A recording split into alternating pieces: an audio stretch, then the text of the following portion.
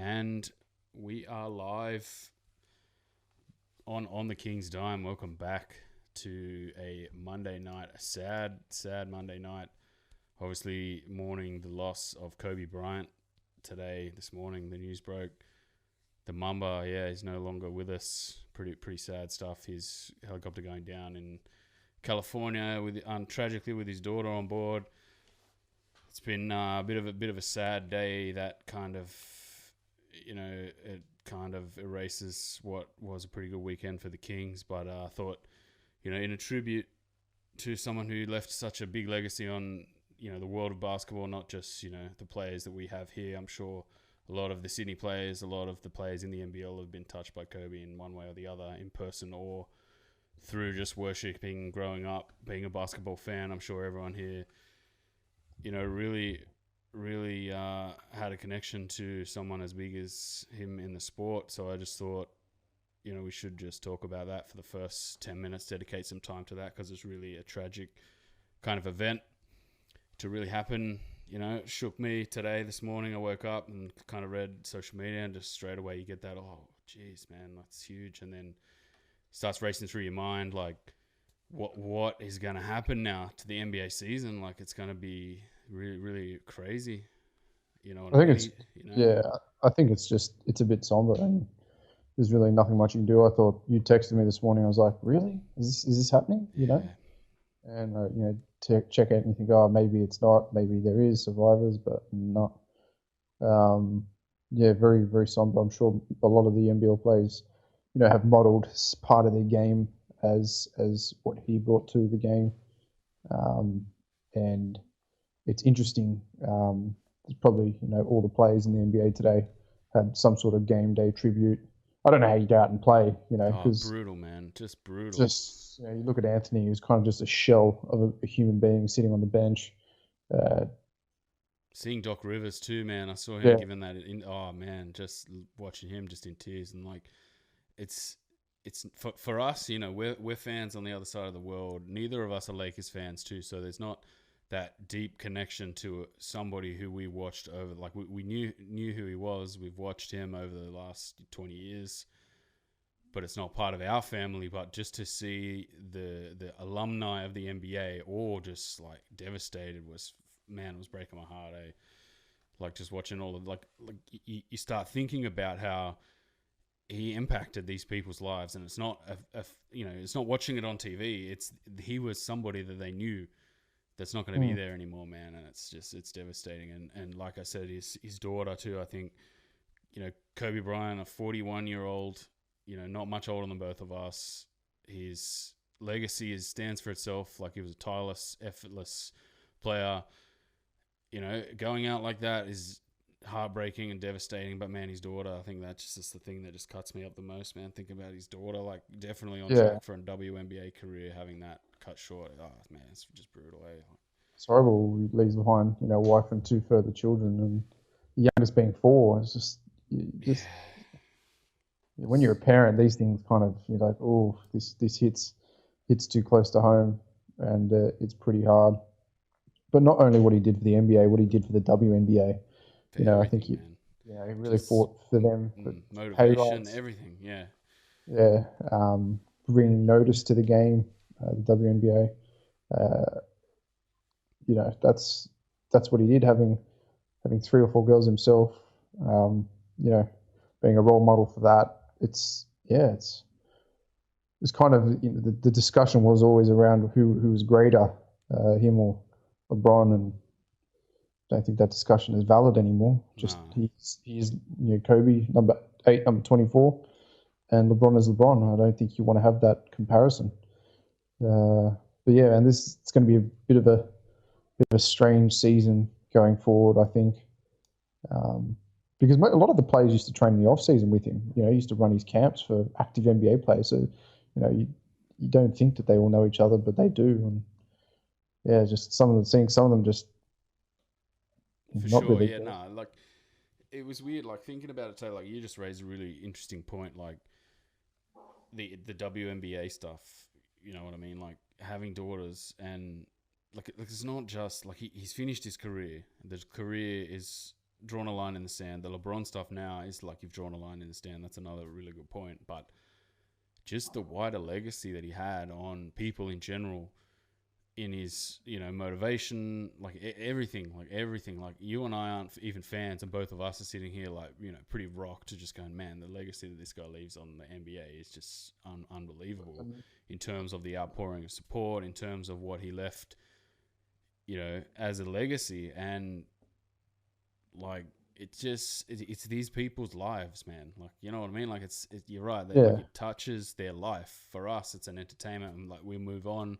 In 3 months, we'll just say, wow, man, it's a shame. But like seeing like Shaq's tweets, like the players' tweets, it's like, it's just a surreal feeling, man. Especially Shaq, like he had huge issues with like the beef, and then they made up, and then for something like this to happen to anyone from that Lakers team, that three-peat team, and then sort of down the end of his career, like even like thinking about when.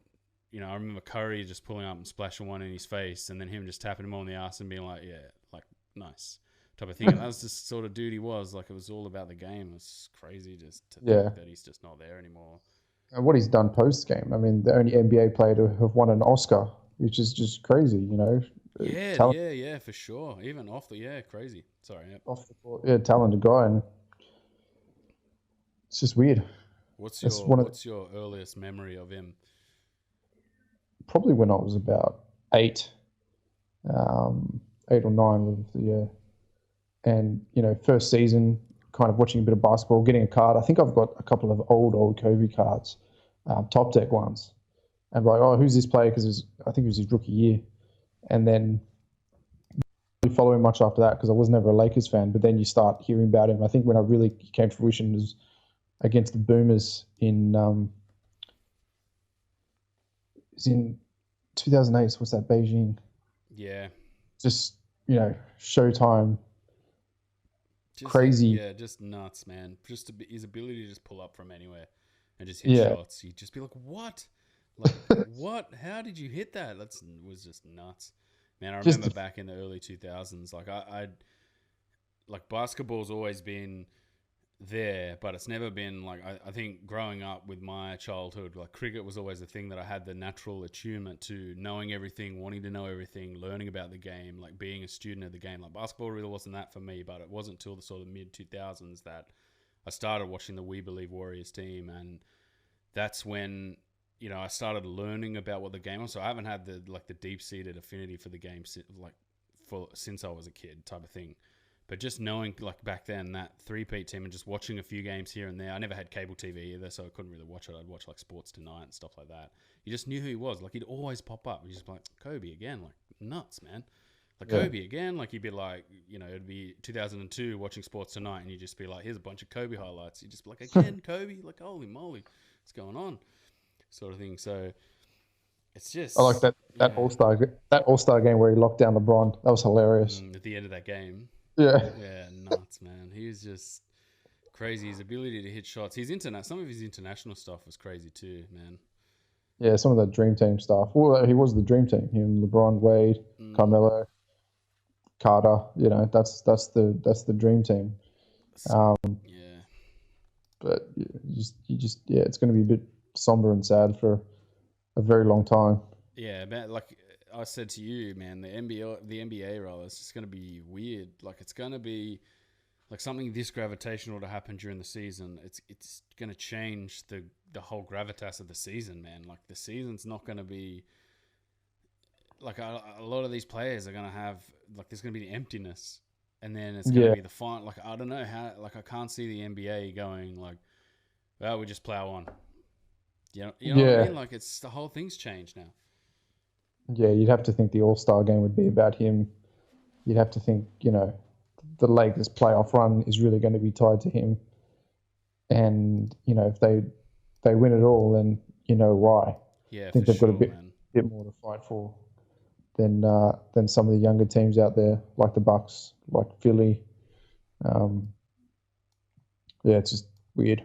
Yeah, it's so bizarre, but yeah, man. And then his daughter is just really the thing that just is heartbreaking, man. It's just savage sort of thing. I think we're going to hear more and more. I think it's going to be a real talking point down the NBA season. down the stretch of the NBA season, I think it's going to be a talking point around the world. Like every basketball league's going to have stories. They're going to talk about it. They're going to, really sort of eulogize about his legacy and his life. And I think, man, if that was your legacy, man, super proud of what he's done. It's it's a massive tragedy that he's gone, but the legacy that he left, Legacy left, I think it was a post-career probably would have been greater than the actual career. My thinking is he probably would have gone on to done, so much more. Had his own, ESPN show. Just, yeah. Yeah, watching those, what were those, the highlights? What was the Kobe? I can't even think of, man. I can't even think properly. He was the, It was the Mamba. It was the Mamba show on the highlights thing you do where like the little globes of light would come down Yeah. on people, man. Yeah. I can't remember what it's called. Far out and blanking on that. But man, just watching those was awesome. You're just like, man, I didn't see that. Hectic. Like, wow, I didn't even think, like, catching that in the post move, that, like, you just highlight these things where and not in a, like, sometimes you see those things and you're like, this is whack. Like, I watched all of those and was just like, this is phenomenal, man. Like, his insight's crazy. Like, it's nuts. I just like how he used to just speak to everyone in different languages. Really? Dude could speak like 7 languages. Nuts, man.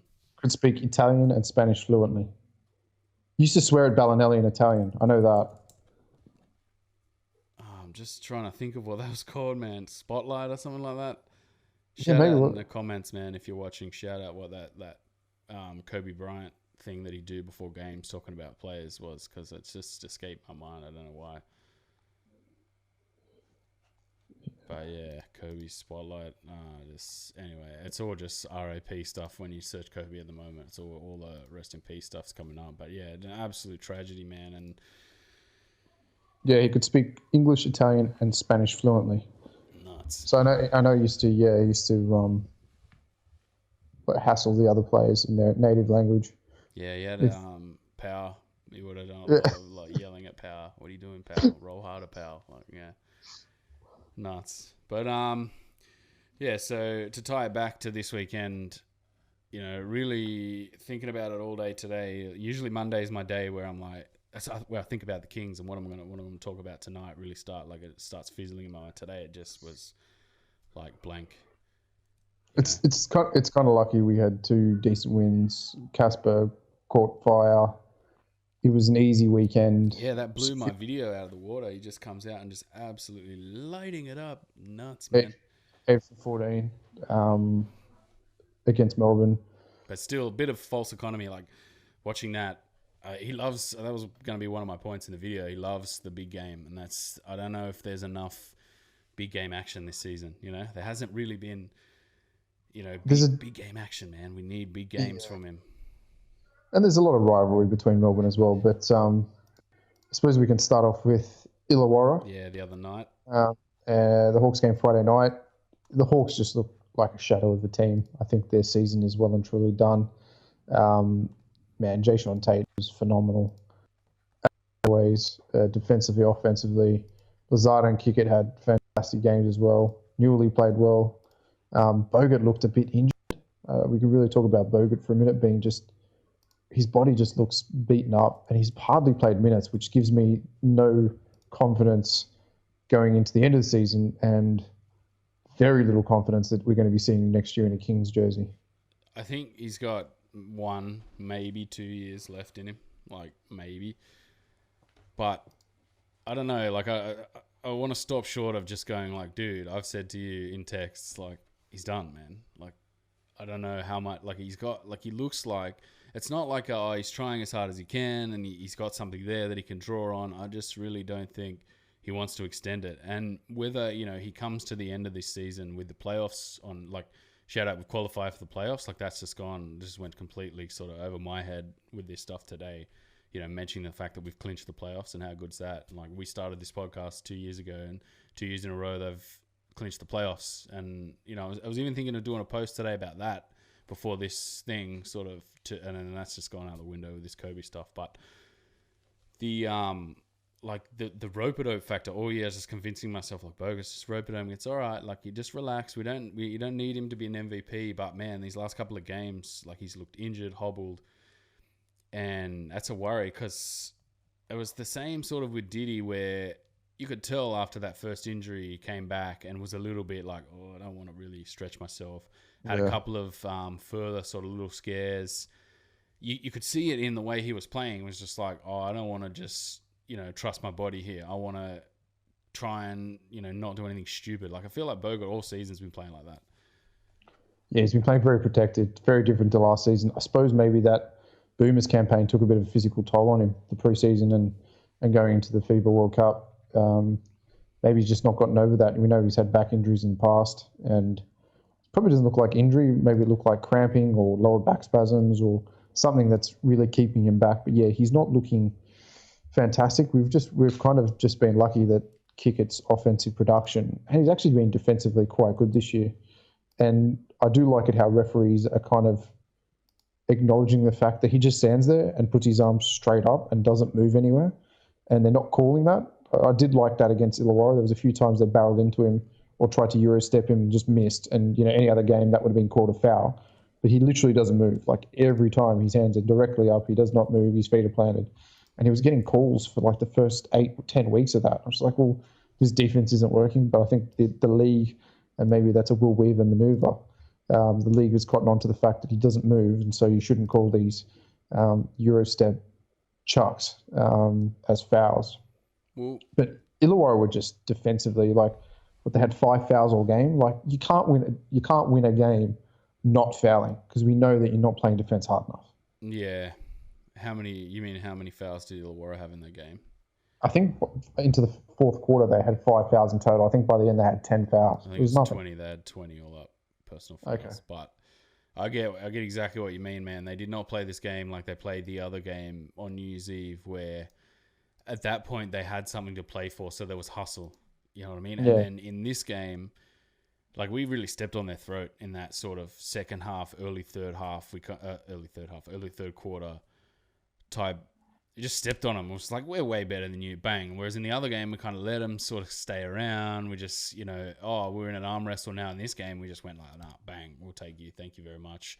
We're going to keep our offense on pace here to score 20, 22, 23 quarter. And that was kind of what happened in the game on New Year's Eve, where we didn't really do that. We just played right into their hands. And some of the other guys sort of stepped up in this game. Like Tate was a monster again. Brad Newell, I thought, played really well in this game. Brad Newell feels like he's back. And then Deshaun Taylor had probably his best game of the season. 5 for 5 from the 3-point line, 5 of 7. And it's that bench punch that, when it's there, you're like, this is like great. How good is this? We got punch off the bench. This is superb. But when it's not there, you're just like, where is it? What are we looking for? We're searching for something here, boys. It's not there. So, like, I saw there was a lot of like, Deshaun Taylor's playing really well, et cetera, et cetera.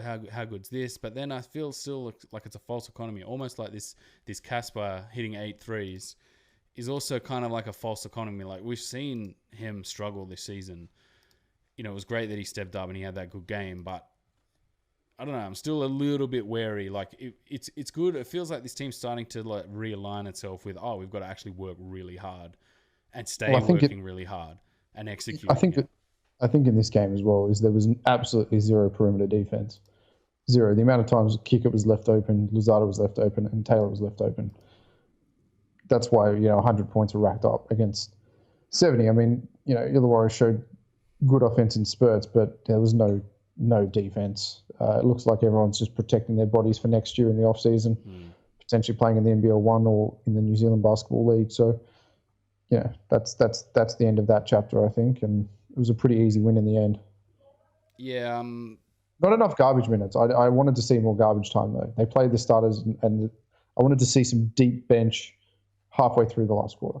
Yeah, I think I'm just looking at the play-by-play. What did we get it? They got it back to something that was, somewhat respectable, I think, in the late third. I'm just looking at the summary. What do I need to get to here? Remember when the guy just looked at the statistics and talked about it? They got it back to about 10 early in the fourth quarter, where, I don't know, like most times in that situation in the last couple of years, I've just been like, uh-oh, Kings. But then it was just like step on their throat, bang. And then we had, the power to take it away from them. And, I think that's important against these crap teams to be able to do that, to be at least sort of train yourself to know, like, oh, we got to really step on this team's throat. And like a little bit of go-to offense, like I thought there was go-to offense for Tate where it was just like, right, we need some buckets here, give it to Tate, get him on the ball. And that's when things happen. Like he's just such a dangerous asset around the basket. That's something that over the last couple of months we haven't really gone to. Like it hasn't been, right, get it to Tate. It's been, Tate's on for one. Here, have one, Tate. Like in this game and the Melbourne game, it felt like, right, we've got three options here. We go to Tate. Casper's hot. Didi played well in the Melbourne game. Like it was rolling a little bit better, and I'm hoping that we can sort of carry that into the finals because it felt a little bit better in both of these games. Well, I'm hoping we can carry it for the rest of the season so we get home court advantage. I think that's going to be very important. I think it'll be tough to win two games, a series away in Perth, because you'd think you'd be playing Perth at some stage. We are playing Perth, I believe, in the next round. I'm talking about in a final series. Well, that's a huge, like, to your point of keeping our position towards the end of the season, we actually have to play Perth. So that's a game they can get up on us, which now I want to see. So they're playing Melbourne, Perth, and then they play us. So two pretty big games for them. But this is now a game where I want to see the Kings go, right, we're in playoff mode now. Yeah. Again, like I said, a couple of weeks, was it last week or a couple of weeks ago, where last year it petered out into nothing, and we were just like, we just came into the finals. Yeah, we're in the final. Oh, no, we got torched. Like, whereas this season, I feel like everyone's locked in. Everyone knows they need to be playing for something. There's the Bogut factor where, his effectiveness has been a little bit less. So maybe you kind of feel time's running out for him. There's a little bit of that. Whereas last year it felt like, I'm MVP, so who cares? I've had a great season. I don't need to, win a championship for Gazy here, sort of thing. Well, here's a question. You take David Ware out of the equation last year and insert Jason Tate. Do they win? Yeah, it's a weird one too, because I don't know how Tate would have fit that team last year, because Tate's a very, such a good cleanup guy that you kind of can bank on his cleanup, and at the same time, if you put him in positions around the basket, he's going to score. Whereas we didn't have that last year. Like, you didn't have the confidence to just go, you know what, we're going to get buckets around the basket here, so I know I can just stand here. Sweet.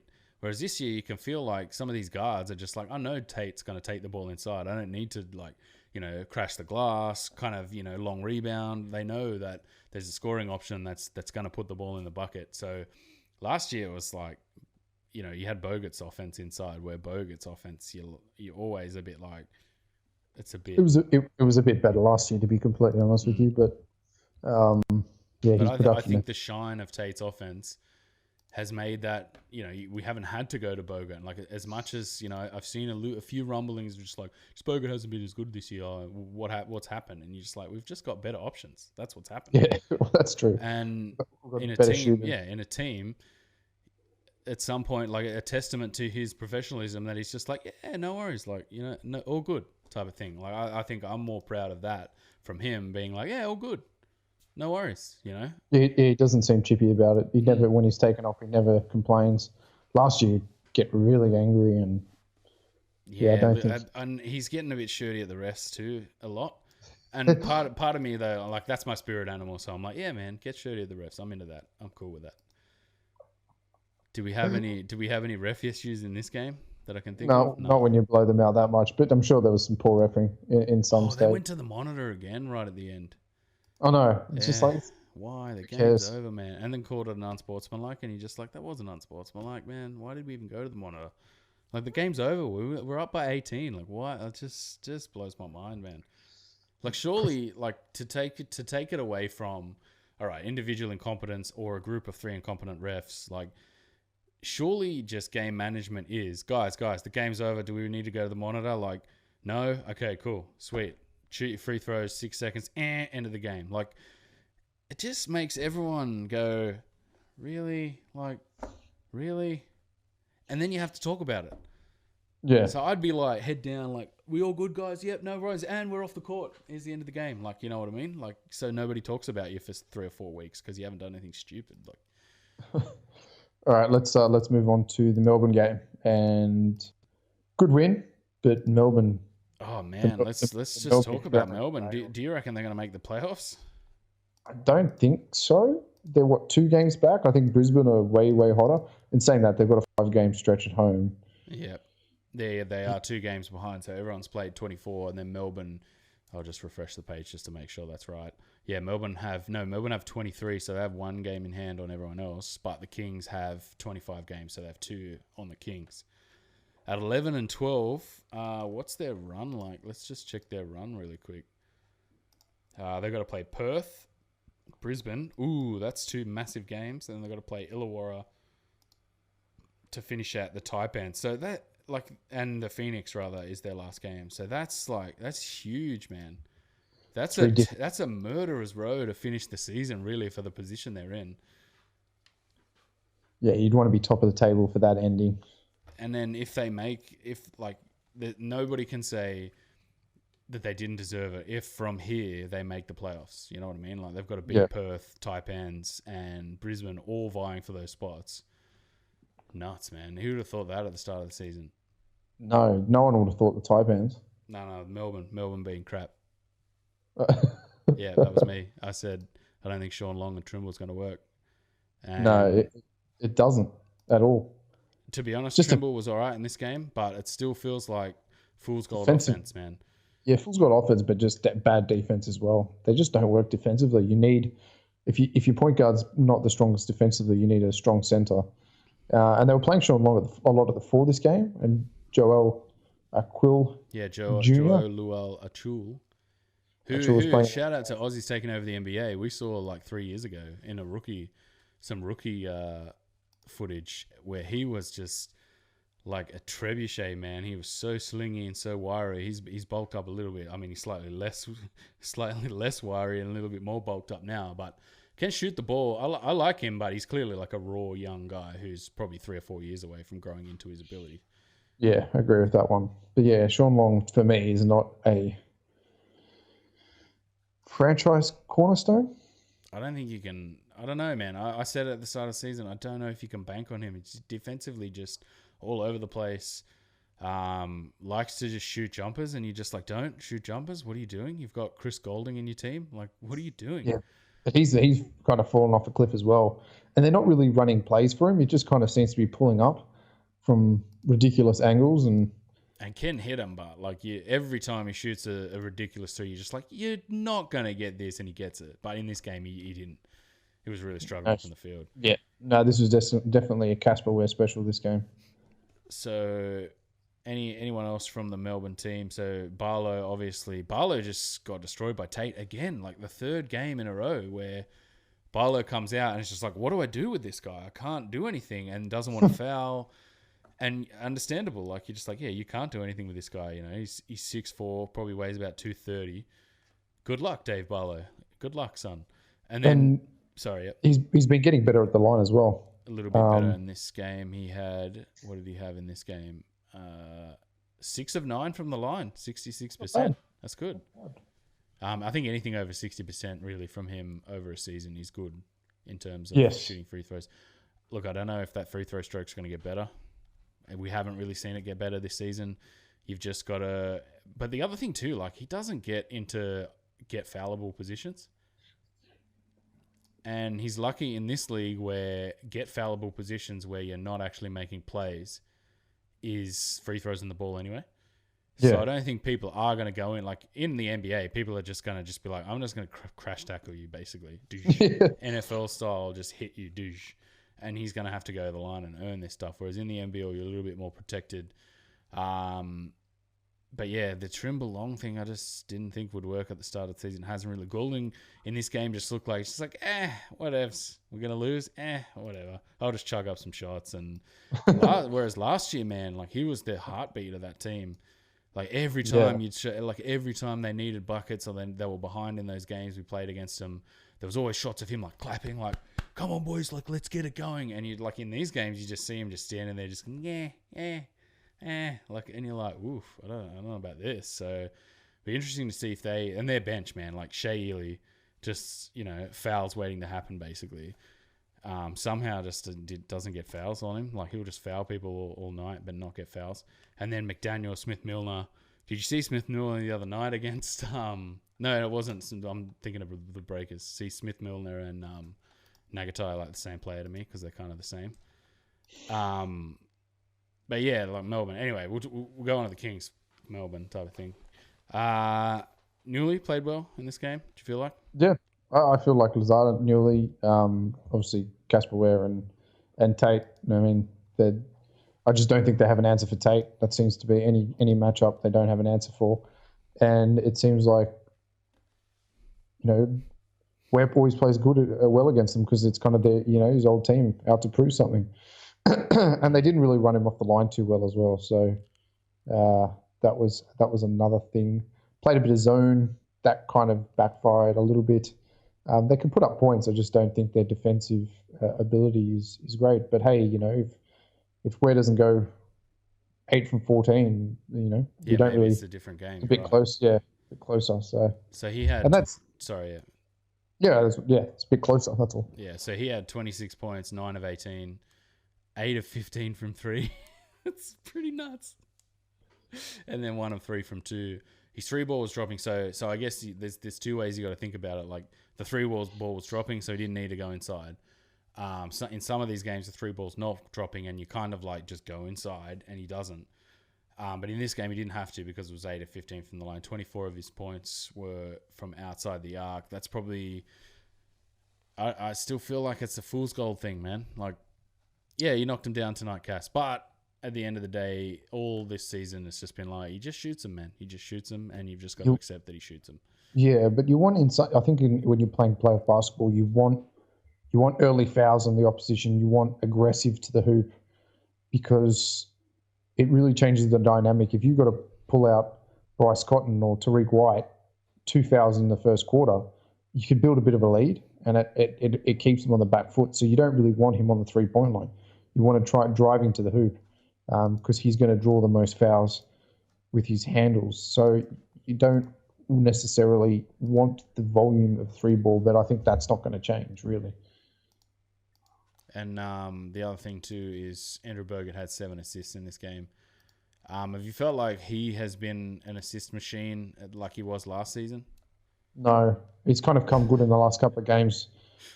His passing's been a bit trash, actually, to be honest with you. A lot of hands in the lane, a lot of tight passes to Tate that just don't look good. Admittedly, Tate can recover those. Like he has a bit of a mean streak for recovering these dodgy passes too, which has kind of helped a little bit. But Bogut averaging 2.7 assists per game. He had 7 in this game. So if you allow him to pass the ball, good things are going to happen, basically. Indeed, probably the best passing big when he's allowed to be in the league. And then, now, I want to know. Yeah, Jay. Sorry, you were saying. How did we go on tips? Oh man, we'll get there. I did want to say shout out to JT, 8 of 11, 8 of 9 from 2 again, just unstoppable inside. What's his field goal? I want to know, and this is probably a stat you can bring to mind. His field goal percentage this year. I can look it up right now for you. Field goals by percentage. Let's sort. We got Jordan Hunter, 75% on some of the lowest amount of shots in the league. So we got Majok on 69%, Hodgson 67%. That's probably a pretty true representation of a big man inside. And then Dane Pinot 67%. That's again probably a true.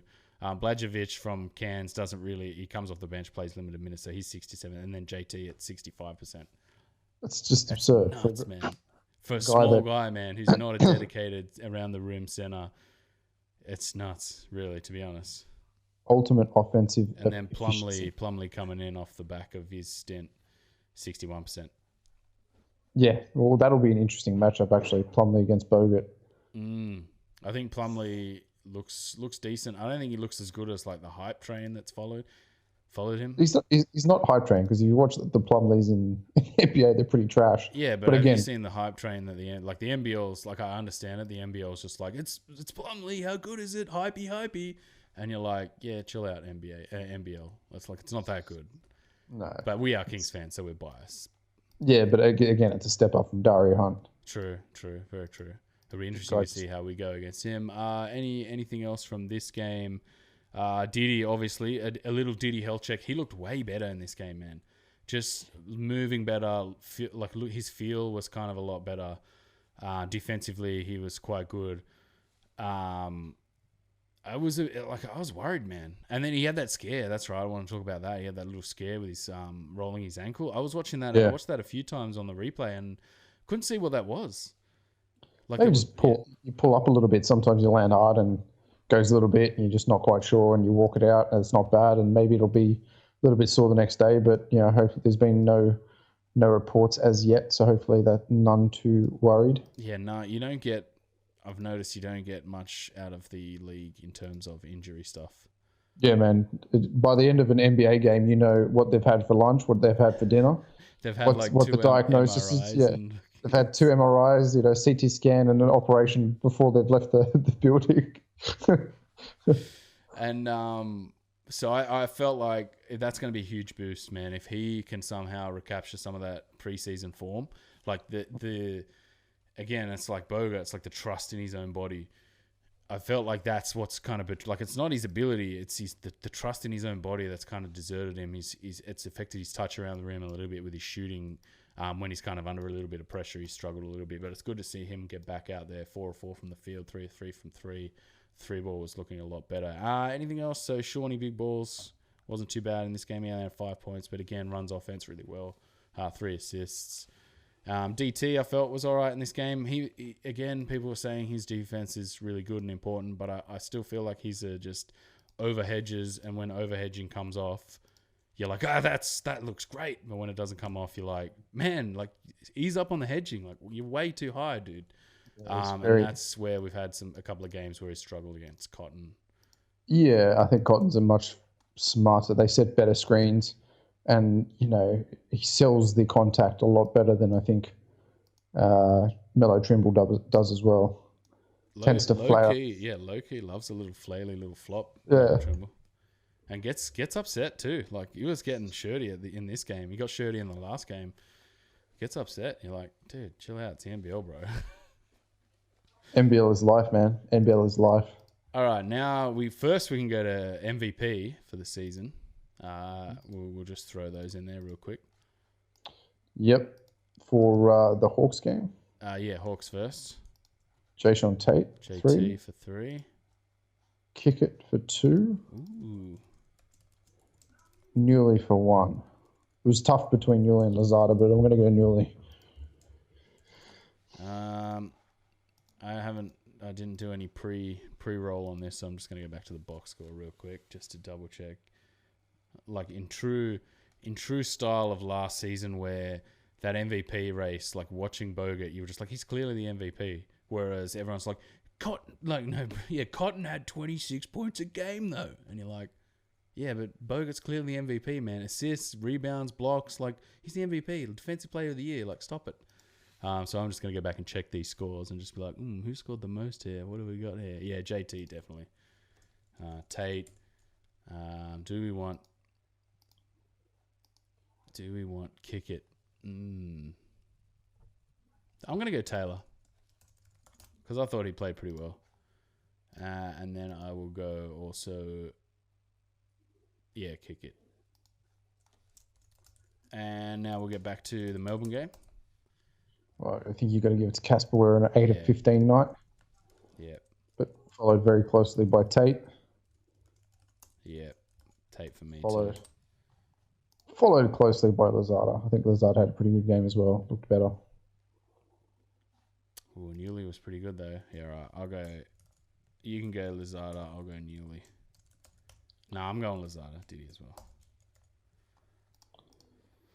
All right, so that's the MVP done. Tips. Now you can ask me about tips. How'd you go? You bizarrely tipped the Breakers against the Cats, where everyone tipped the Cats, and it was like, why are you going with the Breakers? Ended up being a tight game, though. It did. So you had 4, I had 5, which was good. The Bullets just quietly, you're just like, wow, the Bullets just smashed Adelaide. Like, what's going on there? Just quietly, they just might make the finals. How good would it be, man, if we play the Bullets in the final, like the first final? I don't know, man. They're in form. It's kind of they're the form team now. Cairns, but they're. I don't want to play Cairns, man. I don't want to play Cairns or Perth in the. I think Cairns is an easier team to beat night in, night out. I think you'd have to give old matey a bit more credit for the Bullets to be a little bit more of a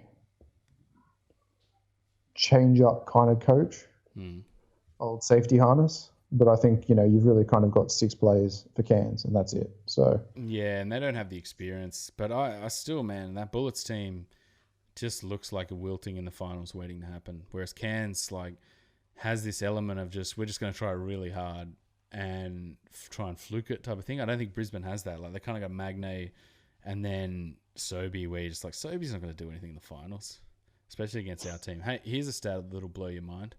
We now have the highest points for in the league, 23-45. I'm sure we were well behind in that at one point. I think so, but we've had a good string of 100-plus games. So that's good to see that we're scoring a lot of points. Right, tips. Wildcats at United to start the round off. Cats.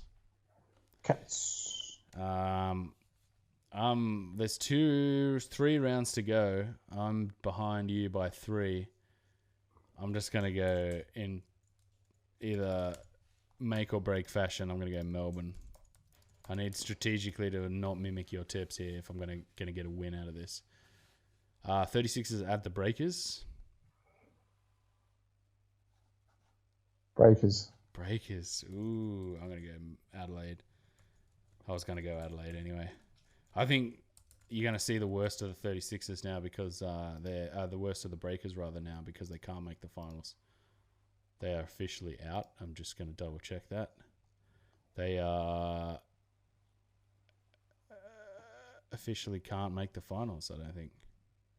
No, maybe they can. No, I'm sure that game the other night, that crazy end of you saw that end of that game. Nagatai just had Ashley right under the basket and just didn't pass to him. Yeah. I'm sure they were saying in that game that they can't make the finals from here. Oh, we'll see what happens. I'll go 36ers anyway. Taipans at Hawks. Taipans. Types. Bullets at United. United. Oh, I'm going to go Bullets, man. I think the Bullets are charging home. And Magne and Hodgson are going to destroy Sean Long. Chris Goulding's going to chuck a bunch of shots up and then just be like, like he was in the last few games. Kings at Wildcats. This is a big one, man. Is he going to do it? Kings. Ooh, Kings. Yeah, I'm going Kings as well. But I can feel the Wildcats beating us in this game. Yeah, same. Just one of those super home cooking games, halfway through the game we're man, what is this home cooking shit? Will Weaver gets thrown out again or something like that? Something's going to happen because Perth always get home cooking. How many times have we said on this podcast, it's just where was our home cooking? What the hell? We got away cooked in our own building. Doesn't even make sense. Breakers at the Hawks. Hawks? He's thinking Breakers. about it.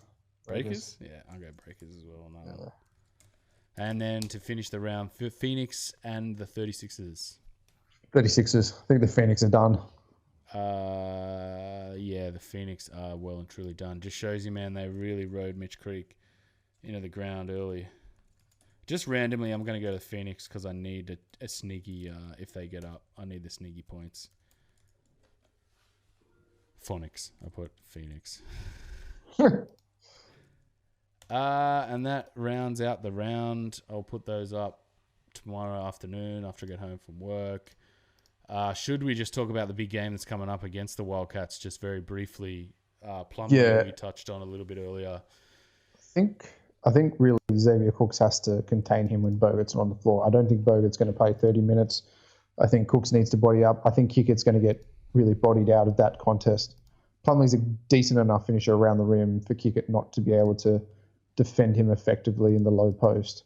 So I'd like to see more Cooks matchups with a quick double team. But again, someone's going to have to come out and protect the down screen because it's just going to be Nick Kay setting high screens into a Bryce Cotton down screen 3.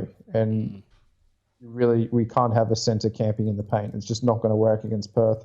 So I think a small ball 5 is going to work with Cooks coming out at the line and seeing how we go.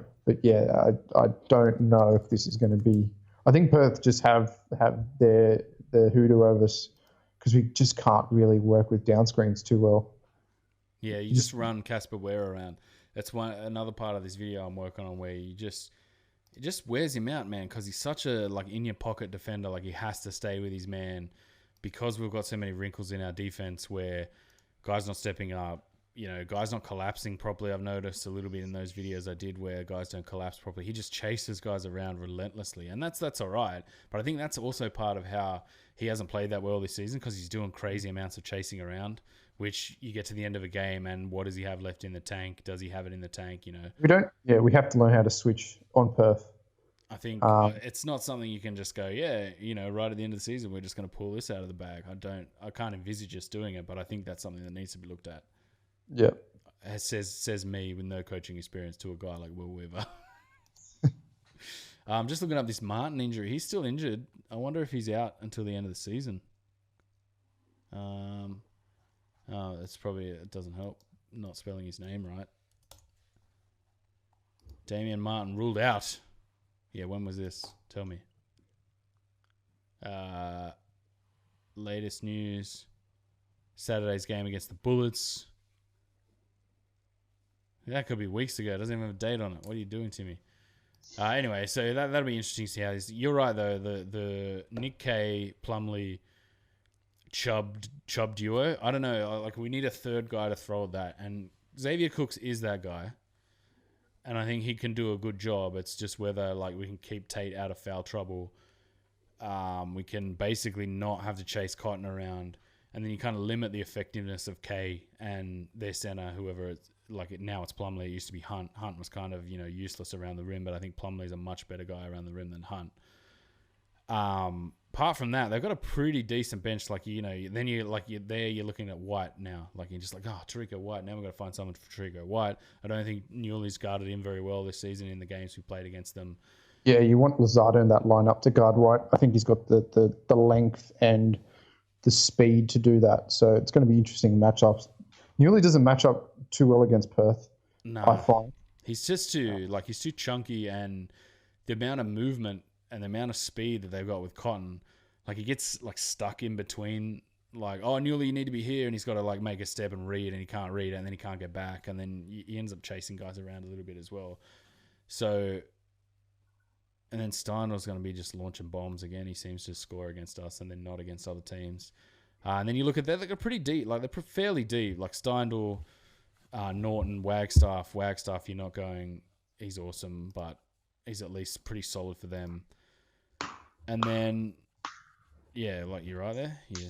Yeah. Sorry, I'm killing a spider that's running around. Wow, you're gonna get bitten midstream. Hectic. It's all happening. Fighting off Mambas. I'm fighting off. Yeah, there's a little whitetail. Don't want that running around. Wow, you did not want that. Holy moly. That's crazy. Yeah. This guy. So that is now dead. So, I don't know, man. Part of me just, I think my own basketball psyche as a fan wants to just go, this game means nothing. Finals mean everything. But at the same time, I'm sitting there going, man, this game actually does mean something if we can get something against Perth here. It's not necessarily we can beat Perth. It's okay, we've got a few things we can look at and go, right, if we keep doing this against Perth, we've got something here to really get in and needle them. And I think this also solidifies home court. And that too is a huge, huge thing. We've got to do that again. I think that's about it. It was a good to talk about the NBL and kind of move past the very somber and sad day in our basketball history. And anything else to add, really?